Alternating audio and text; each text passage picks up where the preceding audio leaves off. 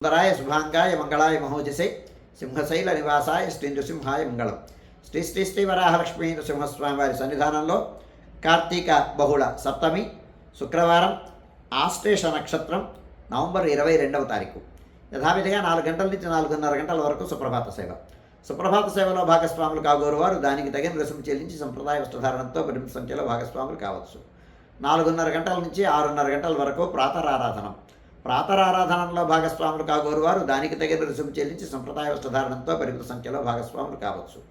4:30 గంటల నుంచి 6:30 గంటల వరకు జరిగేటువంటి ప్రాతరారాధనంలో భాగంగా నిత్యవేద పారాయణం, ఉపనిషత్ పారాయణం, దివ్య ప్రబంధ సేవాకాలం, అనంతరం ధూపసేవా సమయంలో చతుర్వేద పారాయణం, శ్రీరామాయణం, భారతం, భాగవతం, విష్ణుపురాణం, క్షేత్ర మహాత్మ్యం, వరాహపురాణం, శ్రీభాష్యం, భగవద్విషయం మొదలైన గ్రంథాలన్నీ పారాయణం చేయడానికి ఉపక్రమిస్తారు.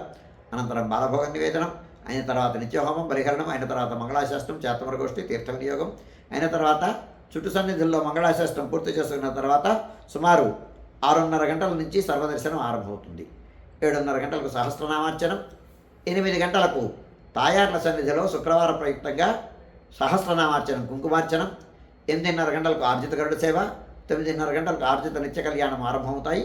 ఆయా సేవల్లో భాగస్వాములు కాగోరు వారు ఆయా సేవలకు తగిన రుసుము చెల్లించి సంప్రదాయ వస్త్రధారణతో పరిమిత సంఖ్యలో భాగస్వాములు కావచ్చు.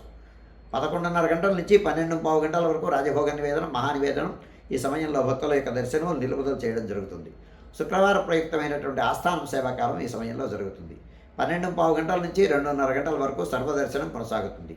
మధ్యాహ్నం 2:30 గంటల నుంచి 3 గంటల వరకు మధ్యాహ్న విరామం. ఈ సమయంలో భక్తుల యొక్క దర్శనమును నిలుపుదల చేయడం జరుగుతుంది. మధ్యాహ్నం 3 గంటల నుంచి రాత్రి 7 గంటల వరకు సర్వదర్శనం కొనసాగుతుంది. సాయంకాలం 5 గంటల నుంచి 5:30 గంటల వరకు సహస్రనామార్చనం. స్వామివారి మూలవర్లకి గర్భాలయంలో సహస్రనామార్చనం జరుగుతుంది. దీనికి 500 రూపాయల రుసుము.